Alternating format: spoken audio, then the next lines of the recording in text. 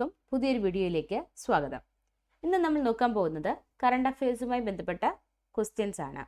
അപ്പോൾ ആദ്യത്തെ ക്വസ്റ്റ്യൻ ഇതാണ്: 2024 പുറത്തിറങ്ങിയ ഹിന്ദി സിനിമയായ സന്തോഷ് അടുത്തിടെ വാർത്താ പ്രാധാന്യം നേടിയത് എങ്ങനെ? 2024 പുറത്തിറങ്ങിയ ഹിന്ദി സിനിമയായ സന്തോഷ് അടുത്തിടെ വാർത്താ പ്രാധാന്യം നേടിയത് എങ്ങനെ? 2025 ഓസ്കാർ പുരസ്കാരത്തിനുള്ള ബ്രിട്ടന്റെ ഔദ്യോഗിക എൻട്രിയിലൂടെയാണ്.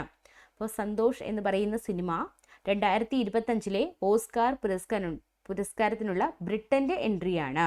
ഓർക്കുക, ഓസ്കാറിനുള്ള ഇന്ത്യയുടെ ഔദ്യോഗിക എൻട്രി ഏതാണ്? ലാപത ലേഡീസ് എന്നുള്ളതാണ് ഇന്ത്യയുടെ ഓസ്കാറിന്റെ ഔദ്യോഗിക എൻട്രി. ലാപത ലേഡീസ് തിരഞ്ഞെടുക്കപ്പെട്ടിരുന്നു. തൊട്ടു പിന്നാലെയാണ് മറ്റൊരു ഹിന്ദി ചിത്രത്തിന് വേറൊരു രാജ്യത്ത് നിന്നും ഈ ബഹുമതി ലഭിച്ചത്. അപ്പോൾ സന്തോഷ് എന്ന് പറയുന്നത് ബ്രിട്ടന്റെ ഔദ്യോഗിക എൻട്രി ആയിട്ടാണ് ഓസ്കാറിൽ എത്തുന്നത്. എന്നാൽ ഇന്ത്യയുടേത് ലാപത ലേഡീസ് ആണ്. അടുത്തത്, സായുധ സേനകളുടെ മെഡിക്കൽ സർവീസ് ഡയറക്ടറായി ചുമതലയേറ്റ ആദ്യ വനിത ആരാണ്? സായുധ സേനകളുടെ മെഡിക്കൽ സർവീസ് ഡയറക്ടറായി ചുമതലയേറ്റ ആദ്യ വനിത ആര്? Surgeon vice admiral Arti Sarin.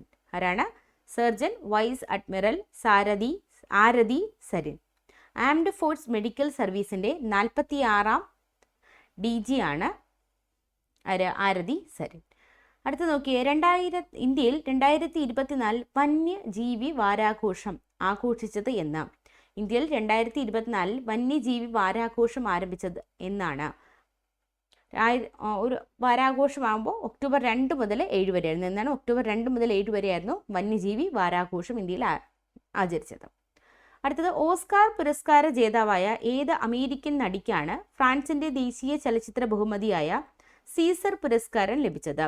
50ാമത്തെ Caesar പുരസ്കാരമാണ് ലഭിച്ചത്. ഫ്രാൻസിന്റെ ഔദ്യോഗിക ബഹുമതിയാണ് ഈ സീസർ പുരസ്കാരം എന്ന് പറയുന്നത്. അത് ഓസ്കാർ ജേതാവായിട്ടുള്ള ഒരു നടിക്കാണ് കിട്ടിയത്. ആരാണെന്ന് വെച്ചാൽ ജൂലിയ റോബർട്ട്സിനാണ് കിട്ടിയത്. ആരാണ്? ജൂലിയ റോബർട്ട്സിനാണ് കിട്ടിയത്. ഫ്രാൻസിന്റെ ദേശീയ ചലച്ചിത്ര ബഹുമതിയാണ് സീസർ പുരസ്കാരം. അപ്പോൾ ജൂലിയ 2001 എറിൻ ബ്രൊക്കോവിച്ച് എന്ന സിനിമയിലെ അഭിനയത്തിനാണ് ഓസ്കാർ ലഭിച്ചത്. ജൂലിയ റോബർട്ട്സൺ 2001 എറിൻ ബ്രൊക്കോവിച്ച് എന്ന സിനിമയിലെ അഭിനയത്തിനാണ് എന്ത് കിട്ടുന്നത്? ഓസ്കാർ കിട്ടുന്നത്. ഇപ്പോൾ കിട്ടിയ പുരസ്കാരത്തിന്റെ പേരെന്താണ്? സീസർ പുരസ്കാരം. അടുത്ത് നോക്കിയേ, ഏതെല്ലാം ആദിവാസി നൃത്ത രൂപങ്ങളാണ് സംസ്ഥാന സ്കൂൾ കലോത്സവത്തിന്റെ മത്സര ഇനങ്ങളിൽ ഉൾപ്പെടുത്തിയത്? ഇപ്പോൾ ആദിവാസി നൃത്തരൂപങ്ങൾ ഉൾപ്പെടുത്തിയിട്ടുണ്ട്, സംസ്ഥാന സ്കൂൾ കലോത്സവത്തിൽ ഉൾപ്പെടുത്തിയിട്ടുണ്ട്. അപ്പോൾ അത് ഏതൊക്കെയാണെന്നാണ് ചോദിച്ചിരിക്കുന്നത്. മാവിലരുടെയും മലവേട്ടരുടെയും മംഗലം കളി, പണിയ നൃത്തത്തിന് മറ്റു പേരുകളാണ് കമ്പളക്കളി, വട്ടക്കളി, ഇരുള നൃത്തം അല്ലെങ്കിൽ അതിൻ്റെ പേര് ആട്ടം പാട്ടം, പള്ളിയ നൃത്തം, മലയപ്പുലരുടെ ആട്ടം. അപ്പോൾ ഇത്രയും ആദിവാസി നൃത്തരൂപങ്ങളാണ് നമ്മുടെ ഇപ്പോൾ നടക്കുന്ന എവിടെയാണ്? സംസ്ഥാന സ്കൂൾ കലോത്സവം നടക്കുന്നത് തിരുവനന്തപുരം ജില്ലയിലാണ്. അപ്പോൾ അതിനകത്ത് ഉൾപ്പെടുത്തിയിട്ടുള്ള ആദിവാസി നൃത്തരൂപങ്ങളാണ് മാവിലരുടെയും മലവേട്ടരുടെയും മംഗലം കളി, പണിയ നൃത്തം, അതിൻ്റെ മറ്റു പേര് കമ്പളക്കളി, വട്ടക്കളി, ഇരുള നൃത്തം, ആട്ടം പാട്ടം, പള്ളിയ നൃത്തം, അതുപോലെ തന്നെ മലയപ്പുലയരുടെ ആട്ടം. നോക്കി, 2025 ജനുവരിയിൽ തിരുവനന്തപുരത്താണ് നടക്കുന്നത്? നമ്മുടെ സംസ്ഥാന സ്കൂൾ കലോത്സവം നടക്കുന്നത്. അടുത്തത്, പാലക്കാട് അകത്തേത്തറയിലെ ശബരി ആശ്രമത്തിന്റെ 1 വർഷം നീണ്ടുനിന്ന ശതാബ്ദി ആഘോഷങ്ങൾ 2024 ഒക്ടോബർ 1 സമാപിച്ചു. ശബരി ആശ്രമത്തിന്റെ സ്ഥാപകൻ ആരാണ്? ശബരി ആശ്രമത്തിന്റെ സ്ഥാപകൻ TR കൃഷ്ണസ്വാമി അയ്യറാണ്. അപ്പോൾ പാലക്കാട് അകത്തേത്തറയിൽ ശബരി ആശ്രമത്തിന്റെ 1 വർഷം നീണ്ടുനിന്ന ശതാബ്ദി ആഘോഷങ്ങൾ 2024 ഒക്ടോബറിൽ സമാപിച്ചു. ശബരി ആശ്രമത്തിന്റെ സ്ഥാപകൻ ആരായിരുന്നു? TR കൃഷ്ണസ്വാമി അയ്യർ ആണ്. നോക്കി, വിദ്യാഭ്യാസം നിഷേധിക്കപ്പെട്ട അധസ്ഥിത വിദ്യാർത്ഥികൾക്ക് താമസിച്ച് പഠനം നടത്താനുള്ള വിദ്യാലയം എന്ന നിലയിൽ 1923 ഗാന്ധി ജയന്തി ദിനത്തിലാണ് ശബരി ആശ്രമം ആരംഭിച്ചത്. ശബരി ആശ്രമം ആരംഭിച്ചത് ഗാന്ധി ജയന്തി ദിനത്തിലാണ്, 1923. അപ്പോൾ അതുകൊണ്ടാണ് ഇപ്പോൾ 2023 ആയപ്പോഴേക്കും 100 വർഷമായി അല്ലേ. കേരളത്തിന്റെ സബർമതി എന്ന് ഇത് വിശേഷിപ്പിക്കപ്പെടുന്നു. ഇപ്പോൾ കേരളത്തിന്റെ സബർമതി എന്ന് വിശേഷിപ്പിക്കപ്പെടുന്നതാണ് ഏത്? ശബരി ആശ്രമം. അടുത്ത ക്വസ്റ്റ്യൻ ഇതാണ്: ഗുസ്തിയിൽ ഒളിമ്പിക് മെഡൽ നേടിയ ആദ്യ ഇന്ത്യൻ വനിതാ താരമായ സാക്ഷി മാലിക്കിന്റെ ആത്മകഥ പുറത്തിറങ്ങി? അതിന്റെ പേരെന്താണെന്നാണ്. ഓക്കെ, ഗുസ്തിയിൽ ഒളിമ്പിക് താരമാണ് ആര്? സാക്ഷി മാലിക്. ഈ സാക്ഷി മാലിക്കിന്റെ ആത്മകഥയുടെ പേരെന്താണ്? വിറ്റ്നസ് എന്നാണ് കേട്ടോ. വിറ്റ്നസ് എന്നാണ് സാക്ഷി മാലിക്കിന്റെ ആത്മകഥയുടെ പേര്. അപ്പോൾ ഇങ്ങനെ കായിക താരങ്ങളുടെയൊക്കെ ആത്മകഥകളൊക്കെ ചോദിക്കാറുണ്ട്. അപ്പോൾ എക്സാമ്പിൾ വിറ്റ്നസ് എന്ന ആത്മകഥ ആരുടേതാണെന്നൊക്കെ ചോദിക്കാം കേട്ടോ, തിരിച്ചും ചോദിക്കാം. അപ്പോൾ അത് ആരുടേതാണ്? സാക്ഷി മാലിക്കിൻ്റെതാണെന്ന് ഓർക്കുക. നോക്കിയേ, ജൊനാഥൻ സെൽവരാജാണ് സഹ എഴുത്തുകാരൻ. ജൊനാഥൻ സെൽവരാജാണ് ഇതിൻ്റെ സഹ എഴുത്തുകാരൻ. അടുത്ത് നോക്കിയേ, ഗ്രഹപദവിയിൽ നിന്നും പുറത്താക്കപ്പെട്ട പ്ലൂട്ടോയെ ചുറ്റുന്ന ഷാരോണിൽ ഏതെല്ലാം രാസവസ്തുക്കളുടെ സാന്നിധ്യമാണ് അടുത്തിടെ കണ്ടെത്തിയത്? അപ്പോൾ നമുക്കറിയാം പ്ലൂട്ടോ എന്ന് പറയുന്നത് നമ്മൾ ഗ്രഹം ആയിട്ടാണ് ഇത് കണക്കാക്കിയിരുന്നത്. അപ്പോൾ 2006 എന്ത് ചെയ്യാണ്? പ്ലൂട്ടോയുടെ ഗ്രഹപദവി എന്ത് ചെയ്യുന്നത്? നഷ്ടപ്പെടുന്നു. പ്ലൂട്ടോയുടെ ഉപഗ്രഹമായിട്ടാണ് ഷാരോൺ കണക്കാക്കിയിരുന്നത്. അപ്പോൾ ഈ പ്ലൂട്ടോയെ ചുറ്റുന്ന ഷാരോണിൽ ഇപ്പോൾ എന്ത് ചെയ്യുന്ന രാസവസ്തുക്കളുടെ സാന്നിധ്യം കണ്ടെത്തിയിട്ടുണ്ട്. അപ്പോൾ ഏതൊക്കെ രാസവസ്തുക്കളുടെ സാന്നിധ്യമാണ് കണ്ടെത്തിയതെന്നാണ്?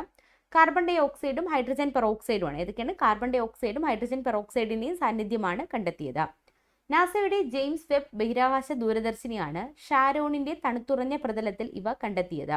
അപ്പോൾ നാസയുടെ ജെയിംസ് വെബ് ബഹിരാകാശ ദൂരദർശിനിയാണ് ഈ ഷാരോണിന്റെ തണുത്തുറഞ്ഞ പ്രതലത്തിൽ ഇവ കണ്ടെത്തിയത്. 1978 ജെയിംസ് ക്രിസ്റ്റി, റോബർട്ട് ഹാരിങ്ടൺ എന്നീ ജ്യോതിശാസ്ത്രജ്ഞന്മാരാണ് ഷാരോൺ കണ്ടെത്തിയത്. ഷാരോൺ കണ്ടെത്തിയത് ആരൊക്കെയാണെന്ന് ചോദിച്ചാൽ 1978 ജെയിംസ് ക്രിസ്റ്റിയും റോബർട്ട് ഹാരിങ്ടണും ആണ്. അടുത്തത്, UN സെക്രട്ടറി ജനറൽ അന്റോണിയോ ഗുട്ടറസിന് പ്രവേശന വിലക്ക് ഏർപ്പെടുത്തിയ രാജ്യം ഏതാണ്? നമുക്കറിയാം UN സെക്രട്ടറി ജനറലാണ് ആര്? Antonio Guterres. അപ്പോൾ ഈ അന്റോണിയോ ഗുട്ടറസിന് പ്രവേശന വിലക്ക് ഏർപ്പെടുത്തിയ രാജ്യം ഏതാണെന്ന് ചോദിച്ചാൽ അത് ഇസ്രായേലാണ്. ഏതാണ്? ഇസ്രായേലാണ്. ഇസ്രായേലിനു നേരെ വ്യോമാക്രമണം നടത്തിയ ഇറാനെ അപലപിക്കുന്നതുൾപ്പെടെയുള്ള ഗുട്ടറസിന്റെ വിമുഖതയെ തുടർന്നാണ് വിലക്ക്. അപ്പോൾ അന്റോണിയോ ഗുട്ടറസിന് വിലക്ക് ഏർപ്പെടുത്തിയ രാജ്യം ഏതാണെന്ന് പഠിക്കുക, ഇസ്രായേലാണ്.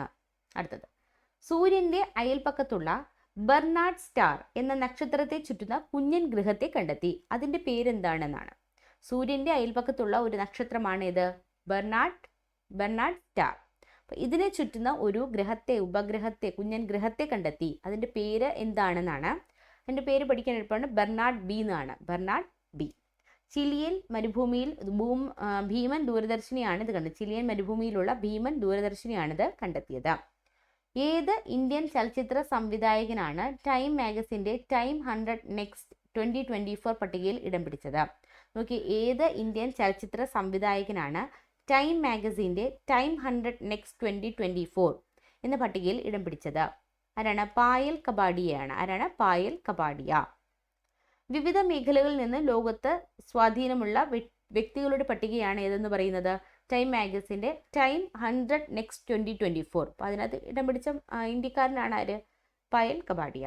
പായലിൻ്റെ all we imagine as light എന്ന ചിത്രം കാൻ അന്താരാഷ്ട്ര ചലച്ചിത്രോത്സവത്തിൽ ഗ്രാൻഡ് പ്രിക്സ് പുരസ്കാരം നേടിയതിന് പിന്നാലെയാണ് ഈ നേട്ടം. അപ്പോൾ നമ്മൾ പഠിച്ചതാണ് അല്ലേ, all we imagine as light എന്ന ചിത്രത്തിന് എന്ത് ചെയ്യുന്നു? ഗ്രാൻഡ് പ്രിക്സ് പുരസ്കാരം കിട്ടുന്നു. അപ്പോൾ അതിനുശേഷമാണ് പായൽ കപാഡിയയ്ക്ക് ഈ ഒരു ടൈം 100 നെക്സ്റ്റ് 2024 ഇടം പിടിക്കാൻ പറ്റിയത്. ഓക്കെ, 2024 ഗാന്ധി ജയന്തി ദിനത്തിൽ US എവിടെയാണ് മഹാത്മജിയുടെ അർദ്ധകായ പ്രതിമ അനാവരണം ചെയ്തത്?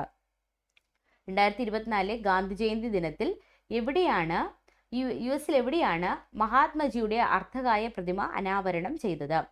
എവിടെയാണ്? സിയാറ്റിൽ വാഷിങ്ടണിലാണ്. അവിടെയാണ് സിയാറ്റിൽ വാഷിങ്ടണിലാണ് അനാവരണം ചെയ്തത്. പ്രശസ്തമായ സ്പെയിൻ നീഡിൽ ഗോപുരത്തിനു താഴെ ചിഹുലി ഗാർഡനും ഗ്ലാസ് മ്യൂസിയത്തിന് സമീപമാണ് പ്രതിമയുടെ സ്ഥാനം. അടുത്തത് വളരെ ഇമ്പോർട്ടൻ്റ് ക്വസ്റ്റ്യൻ ആണ്. എത്ര ഭാഷകൾക്കാണ് അടുത്തിടെ കേന്ദ്ര മന്ത്രിസഭ ശ്രേഷ്ഠ ഭാഷ അല്ലെങ്കിൽ ക്ലാസിക്കൽ പദവി നൽകിയത്? അപ്പോൾ 5 ഭാഷകൾക്കാണ് ഇപ്പോൾ അടുത്തിടെ എന്ത് ചെയ്യുന്നത്? കേന്ദ്ര മന്ത്രിസഭ ശ്രേഷ്ഠ ഭാഷാ പദവി നൽകിയത്. ഏതൊക്കെയാണ് 5 ഭാഷകൾ നോക്കാം. മറാഠി, ബംഗാളി, അസമീസ്, പാലി, പ്രാകൃത് എന്നിവയാണ് പുതിയ ശ്രേഷ്ഠ ഭാഷകൾ. ഏതൊക്കെയാണ്? മറാഠി, ബംഗാളി, അസമീസ്, പാലി, പ്രാകൃത് ഇവയാണ് പുതിയ ശ്രേഷ്ഠ ഭാഷകൾ. അപ്പോൾ ഇങ്ങനെ ആയപ്പോൾ ഇതും കൂടെ ആയപ്പോൾ ക്ലാസിക്കൽ ഭാഷകളുടെ എണ്ണം എത്രയായി? 11 ആയി. 11. അപ്പോൾ നേരത്തെ ഉണ്ടായിരുന്ന ഭാഷകൾ ഏതൊക്കെയാണെന്ന് നോക്കാം. മലയാളം, തമിഴ്, സംസ്കൃതം, തെലുങ്ക്, കന്നഡ, ഒഡിയ എന്നിവയാണ് നേരത്തെ ക്ലാസിക്കൽ പദവി സ്വന്തമാക്കിയ ഭാഷകൾ. തമിഴിന് ആണ് ആദ്യമായിട്ട് എന്ത് ചെയ്യുന്നത്? ശ്രേഷ്ഠ ഭാഷാ പദവി ലഭിക്കുന്നത്. അത് 2004 തമിഴിന് കിട്ടുന്നത്. മലയാളത്തിനാണെങ്കിൽ 2013 മെയ് 23 കിട്ടുന്നത്. ഒഡിയയ്ക്കാണെങ്കിലോ 2014 ഈ പദവി ലഭിക്കുന്നത്. 2024 ലോക മൃഗദിനം എന്നാണ്. 2024 ലോക മൃഗദിനം എന്നാണ്. ഒക്ടോബർ 4-നാണ് 2024 ലോക മൃഗദിനം. മൃഗങ്ങളുടെ രക്ഷാധികാരിയായി കരുതപ്പെടുന്ന ഫ്രാൻസിസ് അസീസിയുടെ ഓർമ്മ ദിനമാണ് ഒക്ടോബർ 4. അടുത്ത ലോക ബഹിരാകാശ വാരം എന്നാണ്. ഒക്ടോബർ 4 മുതൽ 10 വരെയാണ് ലോക ബഹിരാകാശ വാരം. ഒക്ടോബർ 4 മുതൽ 10 വരെ. ബഹിരാകാശത്തെത്തിയ ആദ്യ ഉപഗ്രഹമായ സ്പുട്നിക് 1 1957 ഒക്ടോബർ 4-നാണ് മുൻ സോവിയറ്റ് യൂണിയൻ വിക്ഷേപിച്ചത്. 1967 ഒക്ടോബർ 10-നാണ് അന്താരാഷ്ട്ര ബഹിരാകാശ സമാധാന ഉടമ്പടി ഒപ്പുവെച്ചത്. ഈ ദിവസങ്ങളുടെ സ്മരണാർത്ഥമാണ് 1999 മുതൽ ബഹിരാകാശ വാരാചരണം നടക്കുന്നത്. ഒക്ടോബർ 4 മുതൽ ഒക്ടോബർ 10 വരെ ആണ് എന്ത് ബഹിരാകാശ വാരാചരണം. അപ്പോൾ അത് ആഘോഷിക്കാനുള്ള കാരണമാണ് നമ്മൾ പറഞ്ഞത്. അടുത്തത്, ഇന്ത്യൻ മഹാസമുദ്രത്തിൽ ബ്രിട്ടന്റെ കൈവശമായിരുന്ന ഏത് ദ്വീപ സമൂഹമാണ് മൗറീഷ്യസിന് കൈമാറാൻ തീരുമാനിച്ചത്? ചാഗോസ് എന്ന ദ്വീപ സമൂഹമാണ്. ഇന്ത്യൻ മഹാസമുദ്രത്തിൽ ബ്രിട്ടന്റെ കൈവശമുണ്ടായിരുന്ന ഏത് ദ്വീപ സമൂഹമാണ് മൗറീഷ്യസിന് കൈമാറാൻ തീരുമാനിച്ചത്? ചാഗോസ്. ഏകദേശം 60 ദ്വീപുകൾ ചേർന്നതാണ് ചാഗോസ്. ഇതിലെ ഏറ്റവും വലിയ ദ്വീപായ ഡീഗോ ഗാർഷ്യ ഒഴികെയുള്ള ദ്വീപുകളിൽ നിലവിൽ മനുഷ്യവാസമില്ല. ഡീഗോ ഗാർഷ്യ ബ്രിട്ടന്റെ ഉടമസ്ഥതയിൽ തുടരും. ഇവിടെ ബ്രിട്ടന്റെയും US-ന്റെയും സംയുക്ത നിയന്ത്രണത്തിൽ നാവിക വ്യോമ താവളം പ്രവർത്തിക്കുന്നു. 1965 കോളനിയായിരുന്ന മൗറീഷ്യസ് സ്വതന്ത്രമായ വേളയിലാണ് ചാഗോസ് ദ്വീപുകളുടെ ഉടമസ്ഥാവകാശം ബ്രിട്ടൻ ഏറ്റെടുത്തത്. അടുത്തത്, ഇന്ത്യയുടെ വിദേശ നാണ്യ കരുതൽ ശേഖരം അടുത്തിടെ ആദ്യമായി എത്ര കോടി ഡോളറാണ് പിന്നിട്ടത്? 70,000 കോടി ഡോളറാണ് പിന്നിട്ടത്. നോക്കി, ഇന്ത്യയുടെ വിദേശ നാണ്യ കരുതൽ ശേഖരം അടുത്തിടെ ആദ്യമായി എത്ര കോടി ഡോളറാണ് പിന്നിട്ടതെന്ന് ചോദിച്ചാൽ 70,000 കോടിയാണ്. ഏകദേശം 59.24 ലക്ഷം കോടിയാണ് കേട്ടോ. 59.24 ലക്ഷം കോടി രൂപയാണ്. നോക്കിയേ, 2024 സെപ്റ്റംബർ 27-ന് അവസാനിച്ച ആഴ്ചയിൽ 70,488.5 കോടി ഡോളറായിരുന്നു. വിദേശ നാണ്യ കരുതൽ ശേഖരം 70,000 കോടി ഡോളർ പിന്നിടുന്ന ലോകത്തിലെ 4ാമത് രാജ്യമാണ് ഇന്ത്യ. അപ്പോൾ ബാക്കി രാജ്യങ്ങൾ ഏതൊക്കെയാണ്? ചൈന, ജപ്പാൻ, സ്വിറ്റ്സർലാൻഡ് എന്നീ രാജ്യങ്ങളാണ് മുന്നിലായിട്ടുള്ളത്. അപ്പോൾ നമ്മൾ കുറച്ച് കറണ്ട് അഫയേഴ്സ് ആണ്. ഇത് ഒക്ടോബറിൽ കറണ്ട് അഫയേഴ്സ്, ഒക്ടോബർ സെപ്റ്റംബർ ആ ഒരു മാസങ്ങളിലെ കറണ്ട് അഫയേഴ്സ് ആണ് നമ്മൾ നോക്കിയത്. അപ്പോൾ നമുക്ക് ഇനി അടുത്ത ക്ലാസ്സിൽ അടുത്ത ടോപ്പിക്കുമായിട്ട് കാണാം. താങ്ക്